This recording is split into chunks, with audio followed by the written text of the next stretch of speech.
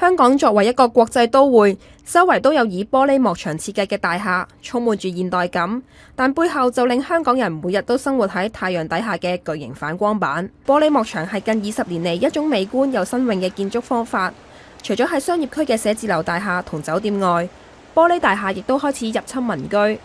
由於政府仍然未立法監管幕牆嘅反光度，所以香港大廈嘅玻璃幕牆反光度都比其他城市高。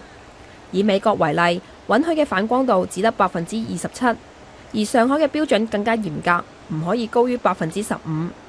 有建築師估計，全港就有超過60%嘅玻璃幕牆大廈反光度高於50%以上。記者喺下晝4點幾去到北角渣華道政府合署外，用測光錶計算出玻璃幕牆反射出嘅強光達到6000勒克斯，相比起低層冇陽光直接照射嘅位置，光度係1000個勒克斯左右。有專家就指，即使喺同一幅幕牆下，唔同位置嘅光都有強度分別。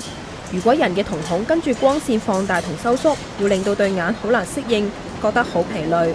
揸車嘅人都會好關心大廈嘅反光度，因為清晰嘅視線對司機好重要。